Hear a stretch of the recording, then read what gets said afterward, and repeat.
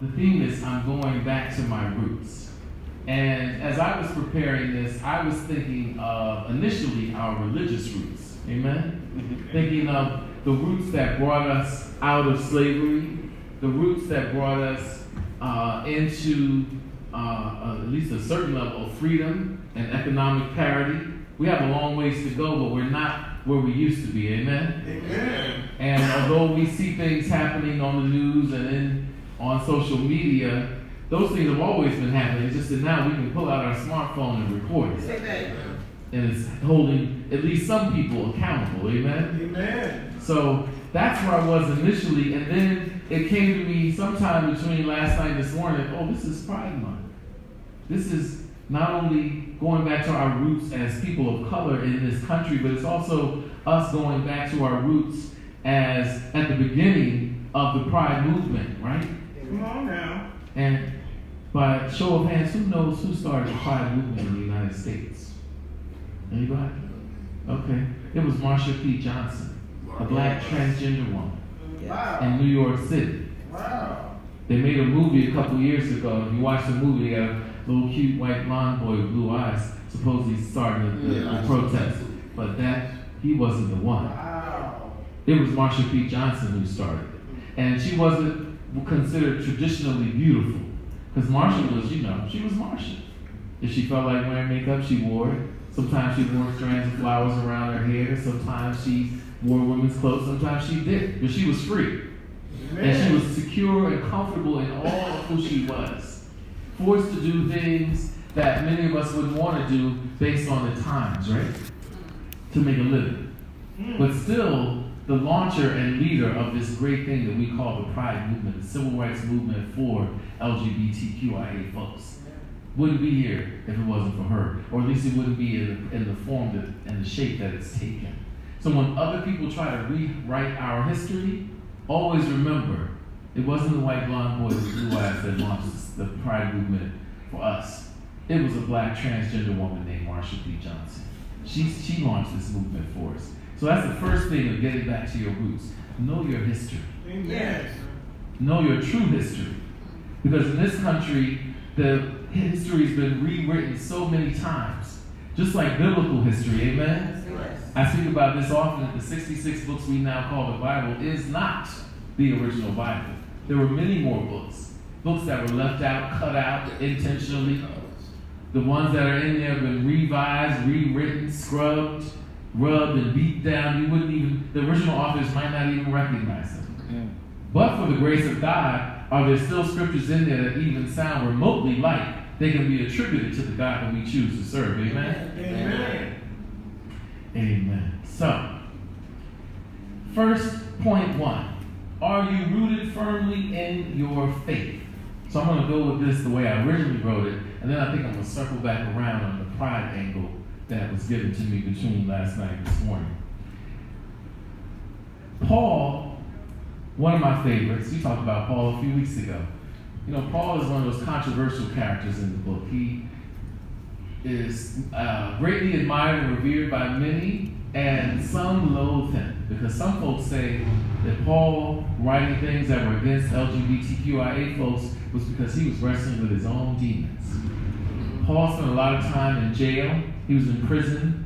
We know of at least 4 years. Some scholars say it could have been more than 4 years. And while he was in there, he wrote the great letters that we know about to all the great churches, right? But while he was in there, he also was dealing, if you're locked up solitary, I don't know because I haven't been there, but I've heard your mind starts to play tricks on you. Yeah, it does. You're locked up in a room, you can't talk to nobody, you don't see anybody, they slide your food in a little hole and then you gotta eat that. And nowadays, I think they give those prisoners in solitary confinement 1 hour of sunlight per day. I don't even know they had that for Paul back in the day. If he was in a dark cave, he was just in a dark cave for however long it was that he was in. But apparently they were gracious enough to provide him with writing utensils because he was able to write these great books that we attribute to him. But even with all the controversy around Paul possibly being, how can I say that? And dealing with internalized homophobia, we'll say. with him possibly dealing with internalized homophobia, right? His own battles, battling his own demons and his own struggles. Even in spite of that, one thing that I like about Paul is he exhibited great faith. Yes. Because he believed that even though he was in prison in at least 2 different places that we know of, he knew that one day he would get out. And he knew that the reasons he was in there, he felt like it was valid reason. It was a worthy reason. He was serving God. He was spreading the good news of the gospel. And he was trying to make sure that as many people knew that God is love and love is for everyone, that message got to as many people as possible. And he was willing to be locked up in that prison. How many of us would be willing to go to jail for a worthy cause? Amen? Amen. Ain't too many of us would be willing to do it. Even the great Reverend Dr. Martin. I'm sorry? The Lord knows my finances. Exactly. She said the Lord knows her finances. Amen. But even the great Reverend Dr. Martin Luther King Jr. went to jail. A friend of mine in his apartment, I saw this just recently, has pictures of all the great people and their mugshots. Reverend Dr. Martin Luther King, Rosa Parks, Malcolm X, and all these great leaders, right? They all had to go and be incarcerated, at least temporarily, for what they believed in. For what they believed in. They stood for what they believed in. What do you believe in and what are you standing for? Are you willing to stand up for something or fall for anything? Are you willing to help people that need help? Or are you going to walk by the person on the street that asks you for help? You got your fresh manicure, but you're going to let them stay on the steps with no food. Amen. While you walk by with your big bag of groceries and go inside. You can't even give them an apple. But yet say, oh, I'm a child of God. I'm a follower and I'm a believer in the teachings of Jesus. But when it's time to reach out or reach back and help someone else, who are you helping? What are you doing? Amen? Amen. Whew. All right. Let's get into point 2. Are you available to God? Wow. All right. And when I was writing this, the first thing that came to mind was Aaron and Moses. Moses was called, but Aaron was also called. Because Moses said, well, God, I stutter and I don't speak well. I'm not a great orator. I'm not Obama. I'm more like Trump. I'm going to get up there and say the wrong things and not say it right and maybe not with the right tone or intonation, and people might get offended and not take it the right way. God said, that's okay. I called you Moses, but look to your left, and there is your brother Aaron. Yeah. Aaron, the great speaker, who will come in and be by your side and speak on your behalf, and then you will still be the leader. You will still be the face. Aaron will be the voice. Yes. And that is an interesting role because Aaron could have easily used his ego, which Reverend Asst says is easing God out. Yeah. Right? Yeah. And said, Aaron could have went to God directly and said, well, hold up. If I'm going to be the voice, why can't I be the face too? Come on. I'm younger. I don't know if he was better looking. He didn't have pictures, you know. But I'm younger and I got the voice. How come I can't be the one? You choosing Moses over here. He done been up on the mountain and got all sunburned, looking into your face, beard all gray and everything. Why can't I be the one? You know? But Aaron was available. When he was called, there's no indication in the book that he took any hesitation. He immediately stepped into the role and supported and did what he was called to do. Sometimes the role that you're called to serve in might not be in the front. You might not be the face of the church, right? I'm not the face of the church, as Reverend Asst.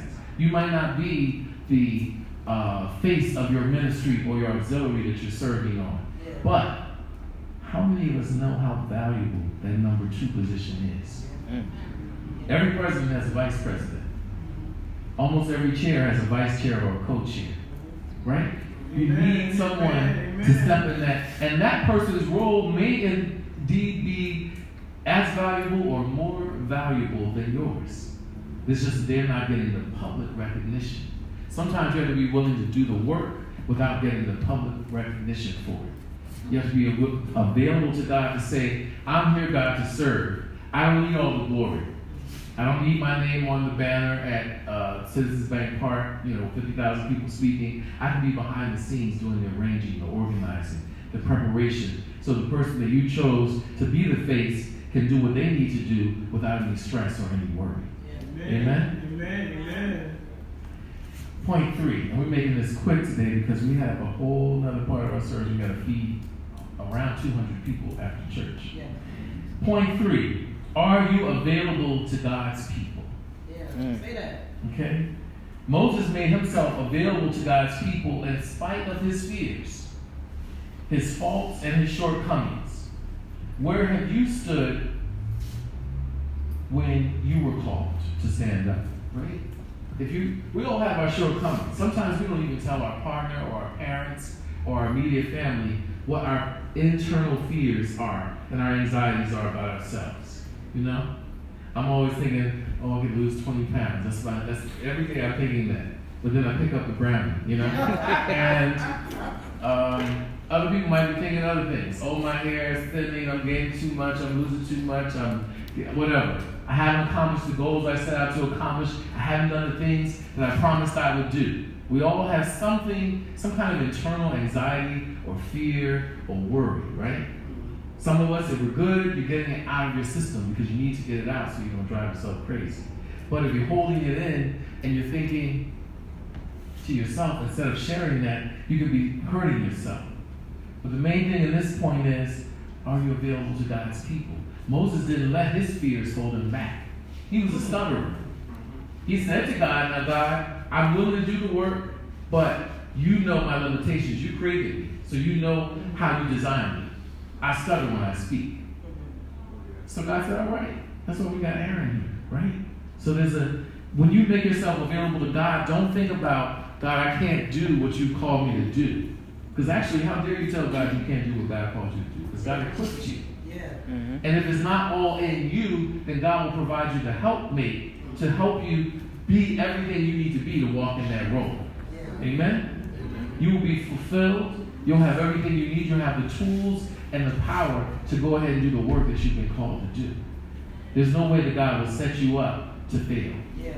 And you have to believe. You have to have the same faith that Paul had when he was in prison. You have to have the same humility that Aaron had when he said, I'll be number 2.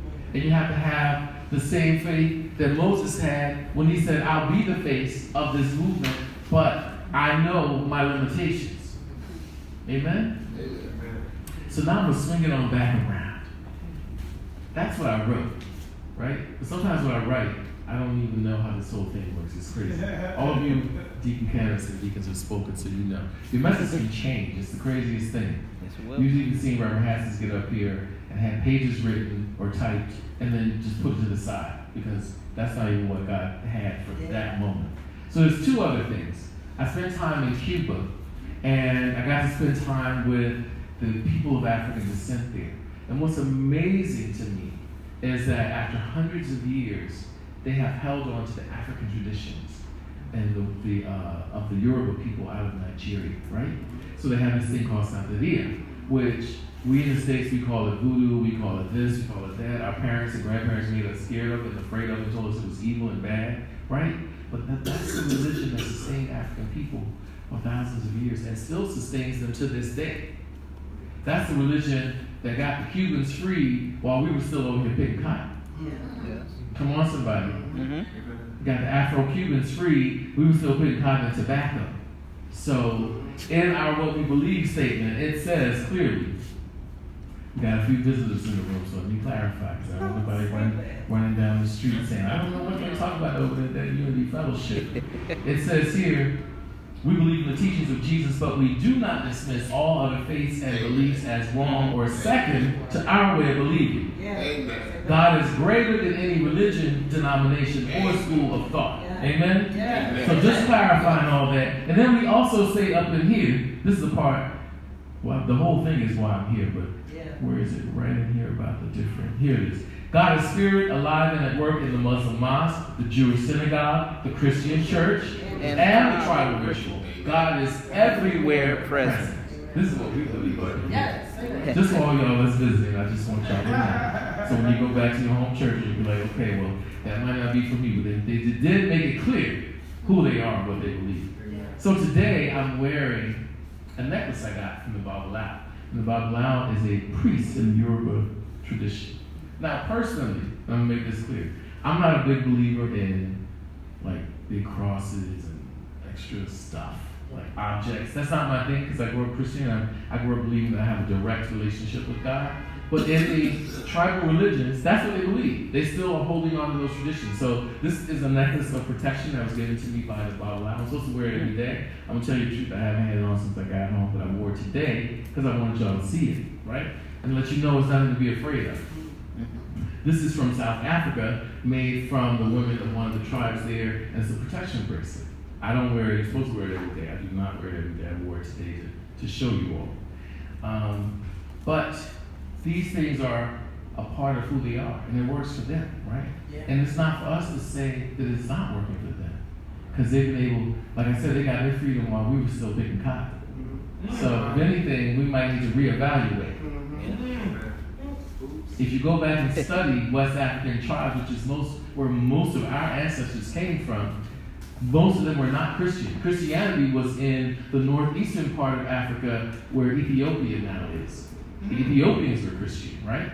The rest of us, we either would have been practicing traditional religions like Yoruba or Islam.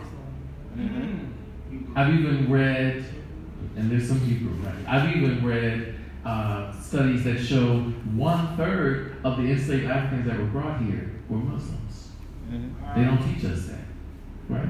So we're Christian, and that's who we are, and that's who I am, and that's who I'm going to be. But I just need you to know a little bit, we're talking about going back to our roots, know a little bit about who we are. And when you talk to other folks and learn, be open to learning new things. Don't be afraid of learning new stuff, right? Because that's that's what your heritage is. And they made you afraid of it intentionally. Because they don't want you to be empowered.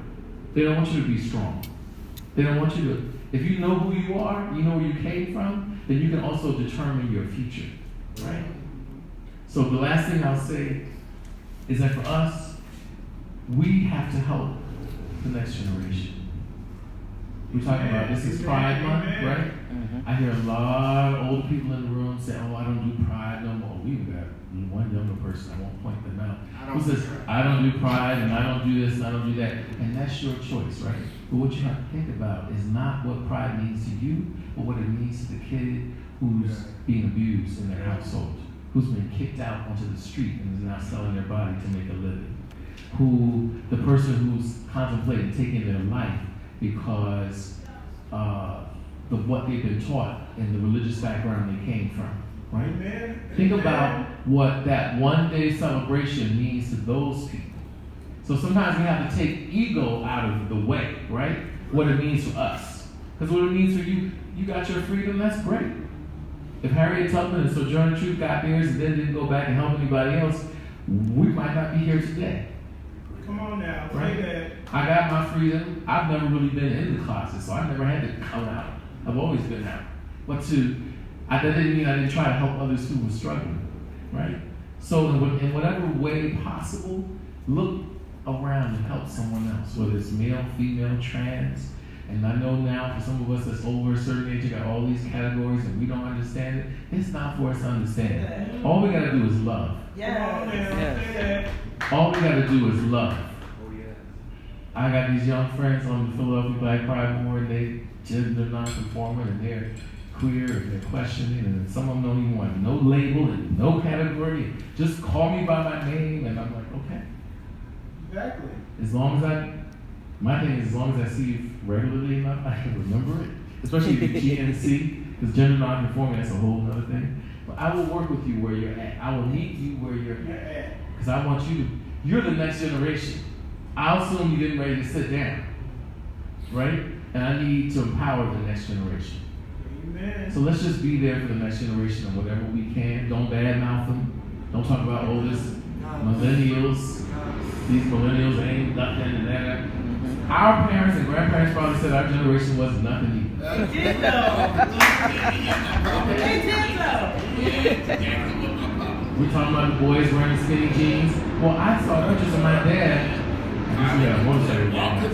My My dad knows wore skin suits in the 60s. So it's just things skip a generation. You might not have worn skinny jeans, but your parents may have worn it. So don't let people badmouth this generation, right? The pants sagging down, well, you don't have to like it or agree with it, you know. Just support the person. Yes. You don't know where their mind is. You don't know where their spirit is. All you're supposed to do is try to love them right where they're at. Ashe? Amen? Amen. And so it is. So it is. Amen. We're going to have Deacon Marcus come on and close it